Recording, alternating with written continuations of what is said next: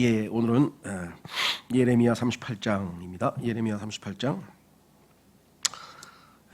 예레미야처럼 어떻게 보면 뭐라 그럴까요? 파란만장한 그러한 삶을 산 이 사람도 없을 것 같아요. 성경에 보면 특별히 예언자들이 고난의 본이 된다고 야고보서 5장에 말씀을 하셨었죠. 물론 욥도 있고 또 다른 여러 사람들도 있지만 특히 이 예언자들이 성경에서는 이 고난의 본으로 우리에게 야고보서에 제시되어 있는데 그 중에서도 특별히 예레미야는 더 고난을 많이 받았죠. 그래서 눈물의 예언자라고 하는 별명까지 타이틀까지 가지고 있다고 말씀을 드렸는데 성경에서 유일하게 결혼도 하지 말라 그러고 자식도 갖지 말라고 한 유일한 사람입니다.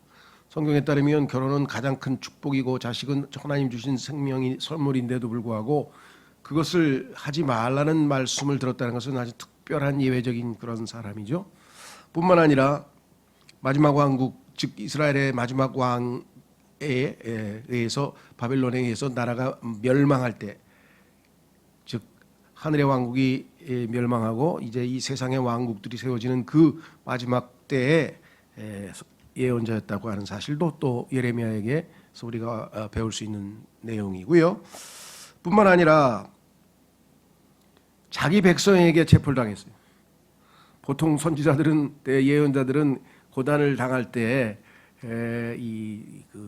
자기 나라의 백성들에게는 존경받는 인물이죠. 왜? 하나님의 말씀을 선포하니까.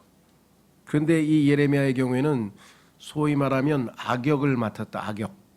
왜냐하면 하나님의 뜻이 이스라엘 백성들을 지켜 보호하시는 것이 아니라 이미 한계를 넘어섰기 때문에 하나님께서는 이스라엘 백성들에게 70년간의 징계를 통해서 심판을 통해서 그들을 다시 마음을 돌이키고자 하는 하나님의 뜻이 이미 세워져 버렸기 때문에 돌이킬 수가 없는데 사람들은 그 하나님의 뜻을 거절하고 그것은 하나님의 허락하신 뜻이잖아요. 그런데도 불구하고 자기들에게 유리한 것만 받아들이기 위해서 소위 말하면 나라를 끝까지 지켜달라고. 그런데 느닷없이 이 종교 지도자라고 하는 사람이 나타나서 하나님의 뜻대로 너희는 포로로 끌려가라, 잡혀가라. 아마 일제시대 때 우리나라에서 누군가가 일본의 통치를 받는 것이 하나님의 뜻이다라든가 뭐 이렇게 얘기를 했다면 아마 난리가 났겠죠. 그러니까 자기 백성으로부터 미움을 받은 예수 그리스도도 똑같죠. 예, 자기 백성으로부터 미움을 받은 분이시다. 그래서 이 예레미야의 또 다른 작품, 예레미야가 쓴 그 시가 애가라고 해야 돼요. 슬픈 노래, 통곡, 애곡한다 이거죠. 나라가 멸망당하고 백성들이 비참한 꼴을 당하고 그러한 모습을 하나님으로부터 버림받은 그와 같은 민족의 애통하는 마음을 예레미야 애가에다 썼는데요. 아마 구구절절이 정말 애통하는 마음이 전달될 수 있을 정도의 내용들이 들어가 있습니다. 우리가 이제 예레미야를 마치고 마저 애가까지 공부를 하려고 하는데요. 이러한 모든 특징들로 봤을 때 애가는 특별한 사람인데 오늘도 보니까 감옥에 갇혔는데 저 깊은 구덩이 속에 갇혔는데 밑에가 물도 없고 진창, 소위 말하면 진흙덩어리로 돼 있는 곳에 갇히게 되는 사건이 오늘도 나옵니다. 자, 그래서 오늘 하나님 말씀 예레미야 38장 1절서부터 한번 받들어 읽겠습니다. 그때 마탄의 아들 세파디아와 파스훌의 아들 그달리아와 셀레미야의 아들 유칼과 말키야의 아들 파스훌이 예레미야가 모든 백성에게 전한 말들을 들었는데 그가 이같이 말하였더라. 예레미야가 발설한 내용이 무엇인가 보니까 따옴표 치고요. 거기에 이제 인용한 말씀이 들어가 있죠. 주가 이같이 말하노라. 이 표현은요, 정말 하나님께서 말씀하신다고 하는 엄청난 인간과 소통하신다고 하는 엄청난 위대한 말씀인데 그러다 보니까 아마 서양의 소위 사람들 중에서 서양 철학자 중에서 소위 말하면 니체라고 하는 그 유명한 철학자가 자기가 섬기는 신 짜라투스트라 저 페르시아의 신이라고 하는 조로아스타죠. 조로아스타라고 하는 그 신을 아마 독일어로 발음하면 짜라투스트라가 될 텐데, 짜라투스트라는 이렇게 말하였다라고 하는 책을 썼어요. 성경을 흉내낸 거죠. 그렇죠? 주께서 이렇게 말씀하시더라 이렇게 돼 있죠. 그래서 이 도시 안에 남아있는 자는 칼과 기근과 역병으로 죽을 것이나, 하나님께서 사용하는 세 가지 징계 수단, 칼, 뭐 전쟁을 포함하겠죠. 기근, 뭐 굶는 거죠. 가뭄, 뭐 홍수, 뭐가 났든지 하여간 지금 이 식량난이겠죠. 그 다음에 역병, 우리가 겪었던 코로나 같은 이러한 세 가지로 죽을 것이나, 칼데아인들에게 나가는 자는 살리라. 항복하고 나가면서 살리라. 그러니까 아마 이스라엘 백성들은 아니 하나님께서 자기 백성을 지켜야 되는데 이게 뭐야? 막 이렇게 생각을 했겠죠. 이는 그가 자기 생명을 전리품으로 얻어서 살 것이기 때문이라. 주가 이같이 말하노라.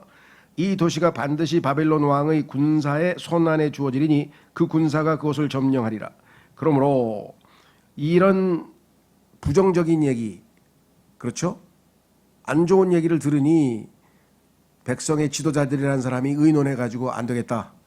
저놈이 우리 사기를 꺾는데 빨리 잡아가지고 어떻게 대처를 해야 되겠다. 그래서 4절에 보니까 그러므로 통치자들이 왕에게 말하기를 저희가 당신께 간청하오니 이 사람이 사형에 처해지는 것을 허락하소서. 이는 이와 같이 그가 이 도시 안에 남아있는 전사들과 온 백성에게 그러한 말들을 전함으로써 그들의 손을 약화시키기 때문이요. 그러니까 사기를 꺾는다는 뜻이겠죠.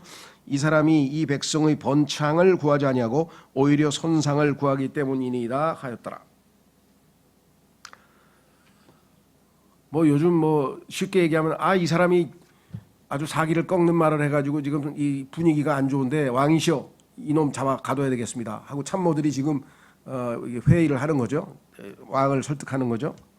근데 왕은 사실은 속으로는 하나님의 예언자인 예레미야를 상당히 신뢰하고 있는데도 불구하고 지금 소위 말하는 측근들의 이 압박에 갈피를 못 잡는 것이에요. 성경에서는 이거를 이중적인 생각을 품고 있다. 옛날 성경에는 이게 두 마음을 품는다 이렇게 번역했는데요. double minded라고 그래요. double minded.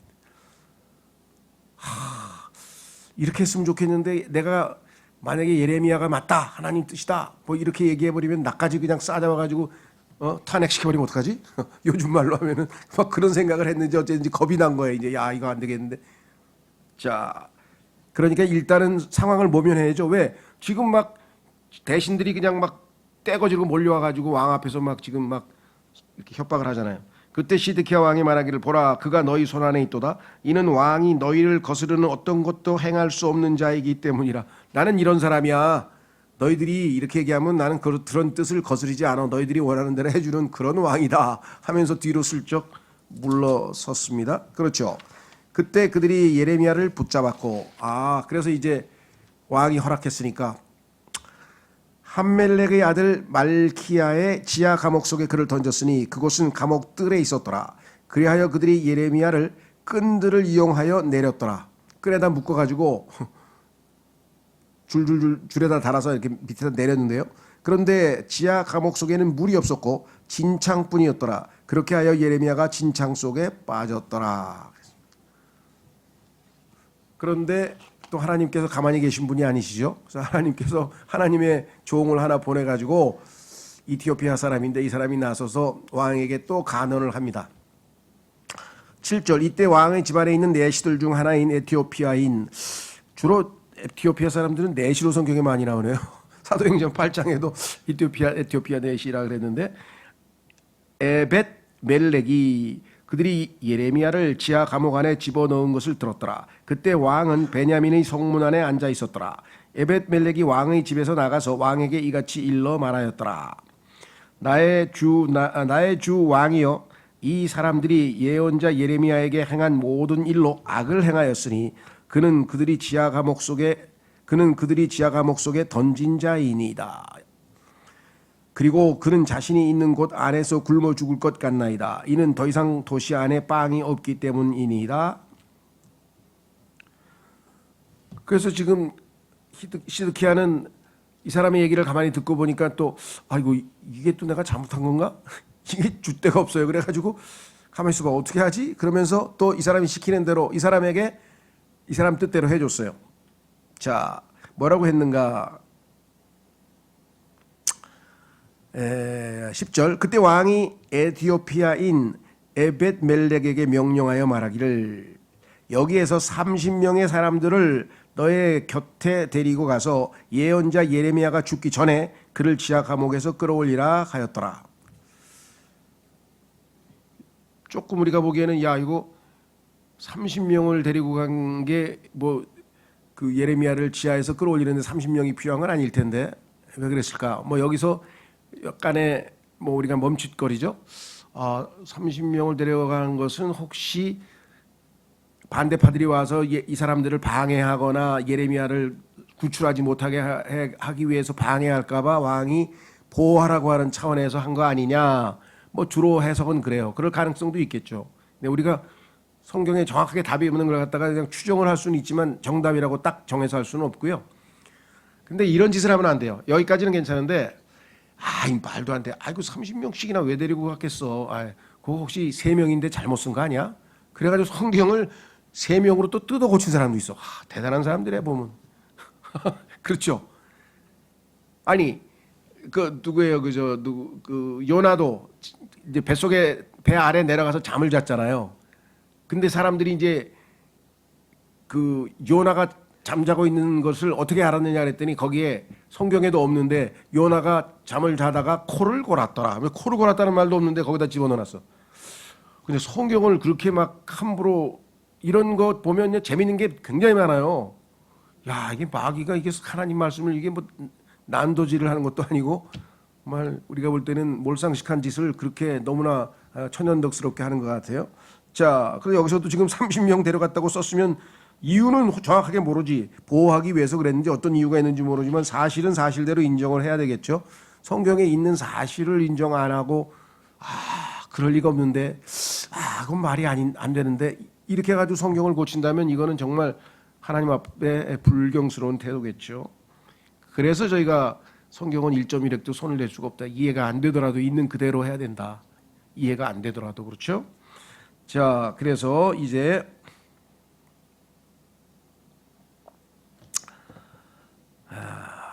11절. 그렇게 하여 에벳멜렉이 사람들을 자기 곁에 데리고 왕의 집안에 있는 보고 밑으로 들어갔고, 거기서 보고는 여러 가지 창고 같은 거죠. 보물이 들어있는 여러 가지 물건들을 재워놓는 곳인데, 낡고 버려진 헝겊들과 낡고 죄송합니다. 남루한 헌옷들을 취하여 그것들의 끈들을 지하 감옥 속에 있는 예레미야에게로 내렸더라. 그러니까 옷을 묶어가지고 끈을 길게 만들어가지고 이제 예레미야를 끌어올리려고. 그리하여 에티오피아인 에벳멜렉이 예레미야에게 말하기를, 이제 이 낡고 버려진 헝겊들과 남루한 헌옷들을 너희 두 겨드랑이 아래에 대고 끈들 그 아래에 대라 하였더라. 그리하여 예레미야가 그렇게 하였더라. 그래서 이제 끌어올리는 거죠. 네. 그렇게 하여 그들이 끈들로 예레미야를 끌어올려 지하 감옥에서 그를 꺼냈더라. 예레미야가 감옥들 안에 남아 있었더라. 자, 상황이 이제 반전이 됐는데 이제 왕은 또 어떻게 또 행동을 취했는가? 벌써 하나님으로부터 예레미야를 통해서 여러 번 말씀이 임했는데도 불구하고 이게 믿음을 갖지 못하고 계속 마음이 왔다 갔다 하면서 이번에 또 한 번 물어보는 거예요. 또 한 번. 아직도 확신을 못 갖고 있죠. 14절. 그때 시드키야 왕이 사람을 보내서 예언자 예레미야를 주의 집안에 있는 셋째 출입구로 그를 데려와 자신에게로 들어오게 하였더라. 그런 다음에 왕이 예레미야에게 말하기를, 내가 너에게 한 가지 묻겠노라. 나에게 아무것도 숨기지 말라 하였더라. 비밀 회동을 한 거예요. 사람들한테 또 들키면 그 아까 압박을 가했던 그 친구들이 또 예레미야고 왜 그러냐고 또 왜 작당을 하냐고 하면서 막 또 대들까봐 은밀하게 불러서 뭐라고 얘기를 했는가? 하나님 뜻을 좀 얘기해라 이거야. 숨기지 말고 답변해라. 그때 예레미야가 시드키야에게 말하기를, 만일 제가 그것을 당신에게 선언한다면 당신께서 반드시 저를 사형에 처하지 아니하시겠나이까? 얘기해봐야 왕이 원치 않는 답변을 할 게 뻔한데 내가 날 죽이지 않겠냐. 그런즉 만일 제가 당신께 조언을 드린다면 당신께서는 제 말에 경청하지 아니하시겠나이까 하였더라. 그러니까 지금 이랬을지 저랬을지 뻔히 아는데 뭘 또 물어보세요. 이렇게 지금 사실은 얘기하는 건데, 그렇게 하여 시드키야 왕이 예레미야에게 비밀스럽게 맹세하여 말하기를, 이제 맹세를 하면서 이렇게 해줄 테니까 절대로 저기 너한테 피해 안 가게 할 테니까 얘기하라 이렇게 했겠죠. 우리에게 이 혼을 만들어 주신 주께서 살아계심을 두고 맹세하노니, 거창하게 맹세했습니다. 내가 너를 사형에 처하지 아니하겠노라. 목숨을 살려주겠다. 또한 내가 너의 생명을 찾는 이 사람들의 손안에 너를 내주지 아니하겠노라 하였더라. 너는 목숨을 살려줄 테니까 그냥 정직하게 숨기지 말고 다 얘기해라. 그때 예레미야가 시드키야에게 이같이 말하였더라. 만군의 하나님이요 이스라엘의 하나님인 주가 이같이 말하노라. 만일 내가 여지없이 바벨론 왕의 통치자들에게 나간다면 그때 너의 혼은 살 것이요 이 도시는 불로 태워지지 아니하리라. 그리하면 너는 살 것이요 너의 집도 살리라. 그러나 만일 내가 바벨론 왕의 통치자들에게로 나가지 아니한다면 그때 이 도시는 칼데아인들의 손 안에 주어지리니 그들이 그곳을 불로 태우리라. 그리하면 너는 그들의 손 안에서 벗어나지 못하리라. 똑같은 얘기를 지금 몇 번째 듣고 있는 거예요. 그러니까 정말 이 시드키야의 뭐라 그럴까요? 그 신앙 상태가, 영적 상태가 참으로 이 하나님에 대한 신뢰가 아니라 왔다 갔다 하고 있는 상황이죠. 예. 19절. 그러자 시드키야 왕이 예레미야에게 말하기를 나는 칼데아인들에게 항복한 유대인들을 무서워하노라. 하나님의 뜻에 순종해서 이미 항복해서 칼데아로 간 사람도 있지 않느냐 이거죠.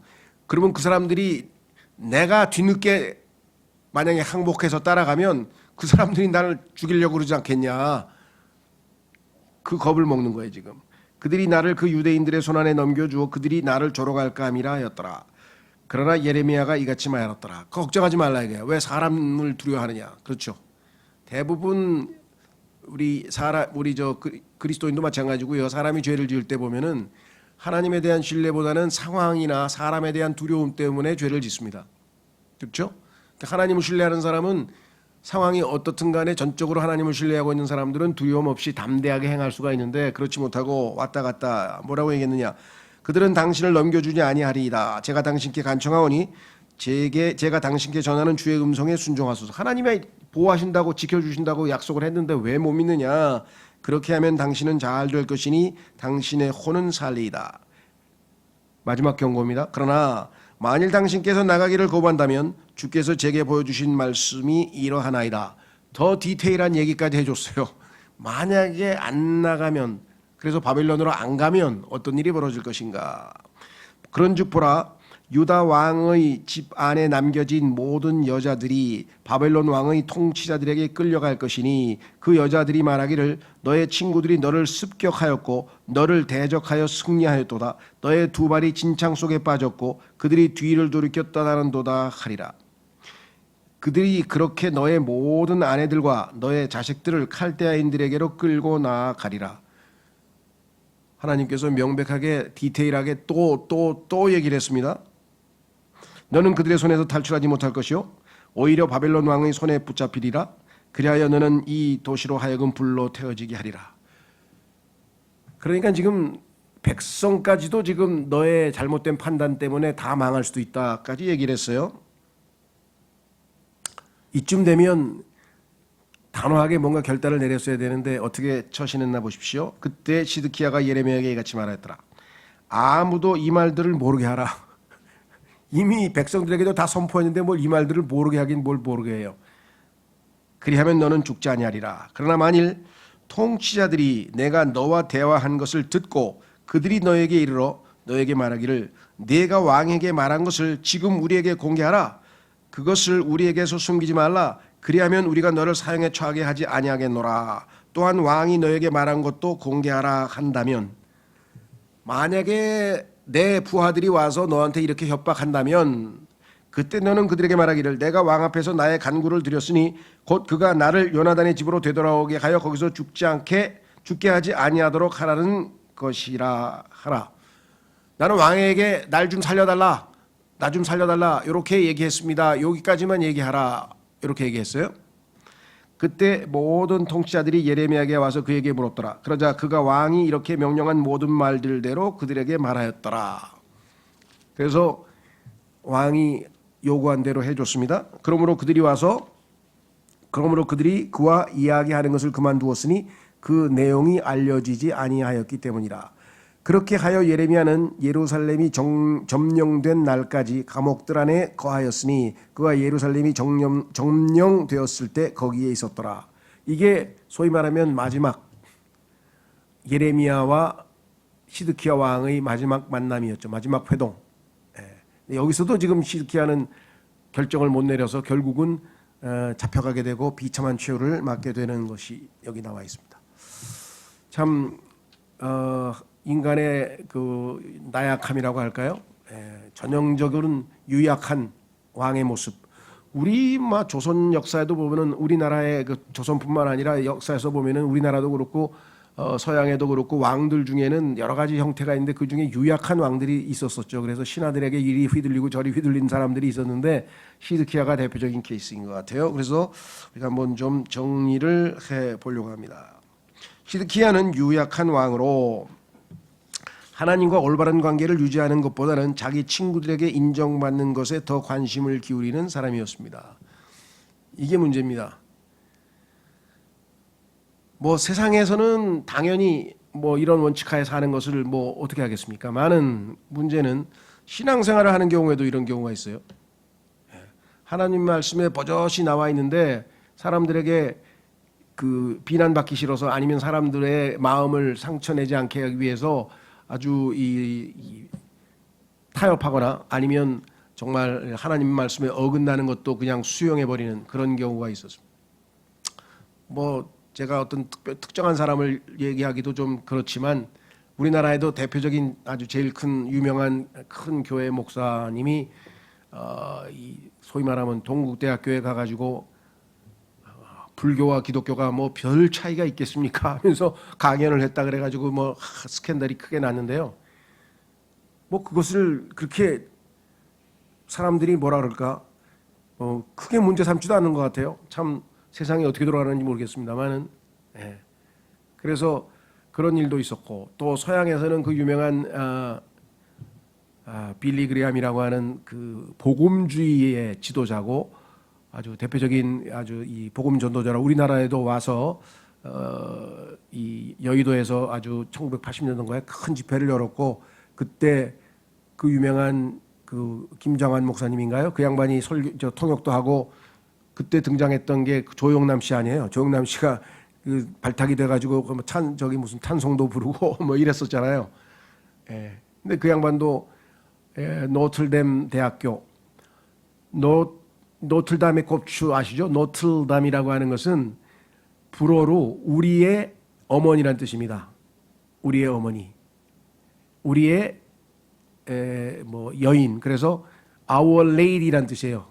Our Lady. 이게 성모 마리아에 대한 칭호예요. 영어로는. 그래서 노틀담이라고 하는 성모 마리아를 이렇게 숭앙하는 그런 가톨릭의 대학교 유명한 그 성당 이름이 프랑스의 노틀담 성당이고 그 이름을 따서 또 미국의 노틀담 대학이라고 하는 유명한 대학이 있는데 거기에서 명예 박사학위를 받으면서 교황을 우리 시대의 가장 위대한 선지자라고 아주 뭐랄까요 사탕 발림을 해가지고 하는 통에 아주 또 이 복음주의가 또 한판 뒤집어지는 그런 일들이 벌어집니다. 차라리 거기를 안 가면 안 갔지. 그거를 그 명예 그거 하나 받기 위해서 가가지고 자기가 평소에 자기 신념이 아니잖아요. 그거는 평소 때는 그렇게 안 했거든요. 근데 그 신념까지 다 내던져버리고 그렇게 하는 경우가 타협하는 경우가 셀 수도 없이 많은데 글쎄요. 나중에 하나님 앞에 가서 그 양심을 어기고 자기가 평소 때 가지고 있던 신념조차 다 내던져버린 그런 것들은 다 어떻게 될지는 잘 모르겠습니다. 어쨌거나 하여간 이 유약한 왕으로서 친구들의 환심을 빼앗길까봐 하나님의 예언자를 통해서 하나님이 주신 말씀을 거부한 그러한 왕이 되었죠. 그는 두 마음을 품은 자로서 자신의 모든 길에서 불안정하였습니다. 왔다리 갔다리 했으니까 불안정했겠죠. 요 두 마음을 품은이라고 하는 건 이제 옛날 제가 이제 습관적으로 암기하고 있던 성경 구절을 적었는데 우리 성경에는 이중적인 생각을 품은 자라 했어요. 왜냐하면 이게 마인드하고 하트가 좀 다르거든요. 마음이라고 하면 하트잖아요. 근데 여기는 마인드로 번역이 되어 있기 때문에 영어에 그래서 이중적인 생각을 품었다. 이중성. 우선 그는 자기 친구 몇 사람들을 시켜 예레미야를 체포하고 우선 체포했죠. 그래서 어떻게 했습니까? 구덩이에 던져 놓도록 했습니다. 일단 그들의 마음을 달랬죠. 근데 속으로 가만히 생각하니까 하나님의 말씀이 자꾸 찔림이 오는 거야. 아무리 봐도 예레미야는 하나님의 사람 맞는데 가만히 있어봐 안 되겠어. 이래서 다시 생각을 고쳐가지고 어떻게 했는가. 마침 에벳 멜렉이라고 하는 종을 하나님이 보내셨어요. 그래서 30명의 부하를 데리고 가서 예레미야를 구출하게 하고 안전한 장소에 숨겼습니다. 들키지 않게 몰래 저 안에다가 숨겨놨죠. 그리고 나서는 예레미야와 비밀 회동을 하고 1대1로 비밀 회동을 하고 도움을 요청합니다. 내가 다시 한번 부탁하는데 하나님께서 하신 말씀을 그냥 정직하게 다시 한번 얘기해달라 이렇게 얘기를 했어요. 이때 왕이 하나님의 메시지를 받아들여 순종하였더라면 이게 마지막 찬스였죠. 라스트 찬스. 그는 담대히 일어나서 믿음 없는 그의 친구들 앞에서 올바른 그것을 하나님의 뜻에 따라 순종했었을 것입니다. 성경에 보면은 때가 항상 지속되는 건 아닙니다. 하나님의 때는 언젠가 끝나죠. 시작이 있고 끝이 있는 것처럼 한번 확인해 보겠습니다. 신약 성경에도 우리에게 적용될 수 있는 것은 무엇이냐? 그것은 바로 고린도후서 6장에 가면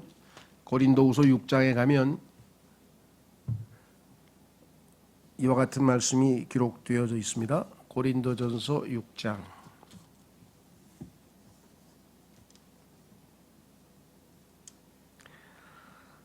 1절 그렇다면 우리가 그분과 함께하는 일꾼들로서 또한 너희에게 간청하노니 너희는 하나님의 은혜를 헛되이 받지 말라. 이는 그분께서 말씀하시기를 기꺼이 받아들여지는 때에 내가 너의 말을 들었으며 구원의 날에 내가 너를 구하였노라 하셨기 때문이라. 그러면 언제냐 이게 받아들여지는 때와 구원의 날이 지금이라 이거 지금. 보라 지금이 그 기꺼이 받아들여진 때요. 보라 지금이 그 구원의 날이라.